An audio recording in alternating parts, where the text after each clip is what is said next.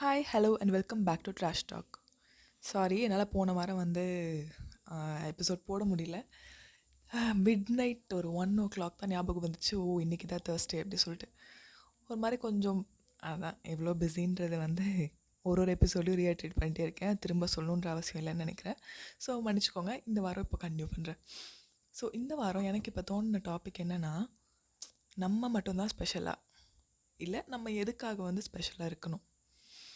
So பொதுவாக நம்மளோட close ஃப்ரெண்டுக்கோ family மெம்பர்ஸ்க்கோ இல்லை நம்மளை சுற்றி இருக்கவங்களுக்கு நம்ம ஸ்பெஷலாக இருக்கணும் அப்படின்னு நம்ம ஆசைப்படுவோம். இட்ஸ் லைக் மோஸ்ட் காமனாக நினைக்கிற ஒரு விஷயந்தான். அப்படி நம்ம ஸ்பெஷலாக இருக்கணும்னு நம்ம நினைக்கலன்னா அது வேணால் ஒரு டிஃப்ரெண்ட்டான விஷயமா இருக்குமே தவிர, நம்ம எல்லாருக்குமே நமக்கு பிடிச்சவங்களுக்கு நம்ம ஸ்பெஷலாக இருக்கணும், நம்ம மட்டும்தான் அவங்க க்ளோஸாக இருக்கணும், நமக்கு லைக் நம்ம க்ளோஸாக இருக்கவங்களுக்கு நம்மளை பற்றி எல்லாமே தெரிஞ்சிருக்கணும், அவங்கள பற்றி எல்லாமே நமக்கு மட்டும்தான் தெரியணும். அந்த மாதிரி ஒரு ஃப்ரெண்ட்ஷிப்பாக இருக்கட்டும், ரிலேஷன்ஷிப்பாக இருக்கட்டும், எதுவாக இருந்தாலுமே ஒரு அக்கா தங்கச்சி அண்ணன் தம்பி அந்த ரிலேஷன்ஷிப்பில் கூட நம்மளோட நமக்கு பிடிச்சவங்க இன்னொருத்தவங்க கூட க்ளோஸாக இருக்கிறது நமக்கு ஒரு இரிட்டேட் ஆகிற ஒரு விஷயமா இருக்கும். இது ஒரு காமனான ஒரு விஷயந்தான். பட் அதே மாதிரி ஒரு பர்சனுக்கும் அதே மாதிரி தானே தோணும். அப்போது எல்லாருமே ஸ்பெஷலாக தான் இருக்கணும்னா அப்போ யார் தான் ஸ்பெஷலாக இருக்க மாட்டாங்க. அதாவது இது இது எப்படி கன்வே பண்ணுறது எனக்கு தெரில. ஸோ மெஜாரிட்டி ஆஃப் த பீப்புளோட மைண்ட் செட் இதே தான் அப்படின்னா, அப்போ எல்லாருமே ஏதோ ஒரு விதத்தில் ஸ்பெஷல் தானே. அப்போது நம்ம தான் ஸ்பெஷல்னு நினச்சிட்டு மற்றவங்கள ஏதோ ஒரு விதத்தில் குறைவாக ட்ரீட் பண்ணுறதோ அந்த மாதிரி பண்ணுறது எப்படி கரெக்ட்? நான் சொல்ல வந்தது கரெக்டாக சொல்லிட்டேன்னு எனக்கு தெரில. ரொம்ப வளர்ன மாதிரி ஃபீல் ஆச்சு. பட் இன்னொரு தடவை கிளாரிஃபை பண்ணுறதுக்கு சொல்கிறேன். என்னென்னா, இப்போது நமக்கு நம்ம மட்டும்தான் ஸ்பெஷலாக இருக்கணும் அப்படின்னு நமக்கு தோணும் ஒரு சில சிச்சுவேஷன்ஸில். அதே மாதிரி எல்லாருக்குமே அவங்க ஸ்பெஷலாக இருக்கணும்னு தோணும். அப்போது எல்லாருமே உலகத்தில் யாரோ ஒருத்தவங்களுக்கு ஸ்பெஷல் தான். ஸோ நம்ம மட்டும்தான் ஸ்பெஷல் அப்படின்னு நினச்சிட்டு நம்ம எப்போவுமே யாரையுமே கம்மியாக ட்ரீட் பண்ண கூடாது. லைக் நான் அதை பண்ணியிருக்கேன் சம்டைம்ஸ் இல்லை மெனி டைம்ஸ். அது இப்போது என்னமோ கொஞ்சம் அதிகமாக ரியலைஸ் ஆகுது. ஸோ எல்லாரையுமே இம்பார்ட்டண்ட்டாக ஃபீல் பண்ண வைக்கணும். நம்மளை சுற்றி இருக்க எல்லாரையுமே we should make them to be feel seen and heard. Like யாரையுமே இக்னோர் பண்ணிடக்கூடாது அப்படின்னு சொல்லிட்டு தோணுது. அப்புறம் இன்னொரு விஷயம் என்னென்னா, நமக்கு தான் எல்லாமே தெரியும், மற்றவங்களுக்குலாம் எதுவுமே தெரியாது அப்படின்ற மாதிரி ஒரு ஆட்டிடியூட் எனக்கு அடிக்கடி நிறைய இடத்துல இருந்திருக்கு இதுக்கு முன்னாடி.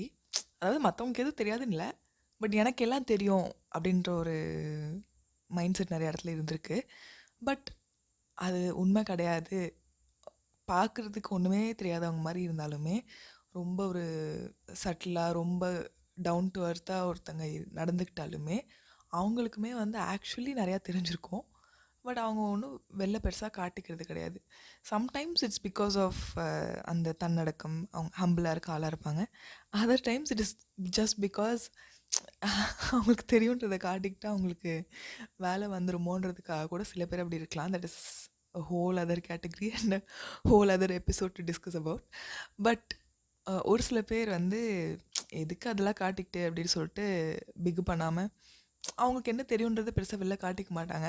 ஆனால் எனக்கு ஒரு 20% தான் தெரிஞ்சிருக்கும் அந்த மொத்த விஷயத்தில். ஆனால் எல்லாம் தெரிஞ்ச மாதிரி எனக்கு தெரியும், வச்சா இது இப்படி தான் பண்ணும் உங்களுக்கு தெரியாதா அப்படின்ற மாதிரி ஒரு ஆட்டிடியூடில் பிஹேவ் பண்ணுவேன்.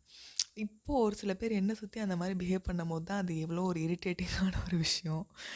ப்ளஸ் இப்போது எனக்கு 20% தெரியும்னா அந்த என்னை சுற்றி இருக்க ஒரு சில பேருக்கு ஒரு 10% 5% தான் தெரியும்னு வச்சுக்கோங்க. அந்த 5% தெரிகிறத வச்சு இதே நீங்கள் இப்படி பண்ணக்கூடாது, இதே நீங்கள் அப்படி பண்ணக்கூடாதுன்னு சொல்லிட்டு எனக்கு யோசனை சொல்கிறப்போ, அட வெண்ணெய் அதை நான் யோசிச்சிருக்க மாட்டேன்டா வெண்ணெய் தோன்றப்போ தான் எனக்கு ரியலைஸ் ஆகுது. அப்போது ஒரு 50% இல்லை 100% தெரிஞ்ச ஒருத்தங்கிட்ட போய் 20% தெரிஞ்சுட்டு நான் போயிட்டு இதே மாதிரி ஒரு அட்வைஸ் கொடுக்கும் போதோ இல்லை எனக்கு எப்படி தெரியும்னு சொல்லிட்டு பீத்தும் போதோ அவங்களுக்கு எவ்வளோ இரிட்டேட்டாக இருக்குன்றது இப்போ தான் எனக்கு புரியுது. ஸோ ஷார்ட் அண்ட் ஸ்வீட்டாக சொல்லணுன்னா 2 விஷயம் தான் நான் இந்த எபிசோடில் சொல்ல வரேன். இதோட பேக்ரவுண்ட் ஸ்டோரிலாம் சொல்லாமல் சொன்னதுனால உங்களுக்கு இது அவ்வளோ இம்பேக்ட்ஃபுல்லாக புரிஞ்சுதா இல்லையான்னு எனக்கு தெரியல. பட் 2 விஷயம்.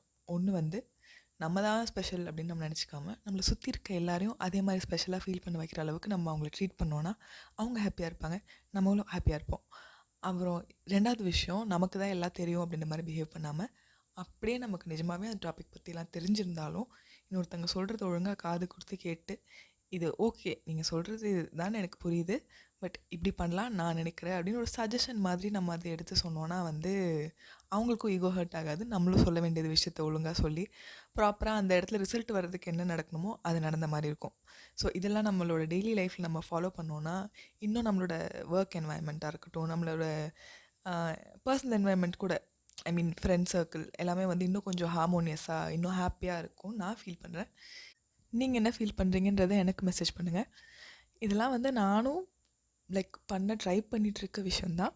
So let's work on this together and let's make our surroundings a much happier place. இந்த ட்ராஷ் டாக் ஆரம்பித்த புதுசில் மைண்டில் நிறைய தாட்ஸ் இருந்துச்சு.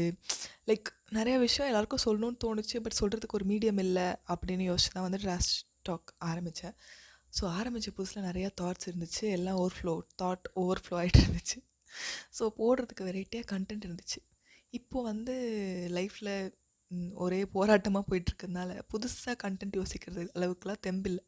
ஸோ ஆல்மோஸ்ட் எவ்ரிடே வந்து எவ்ரிடேன்ற பாருங்கள், எவ்ரி வீக் வந்து லைஃப்பில் நடக்கிற இஷ்யூஸ், ரேண்ட், அதை சுற்றின விஷயங்கள், இது மட்டும்தான் இருக்குது. ஒரு வருஷமாக இதுதான் என் லைஃப்பில் போயிட்டுருக்கு. அடுத்த 2 வருஷத்துக்கும் இதுதான் நடந்துகிட்ருக்கும்.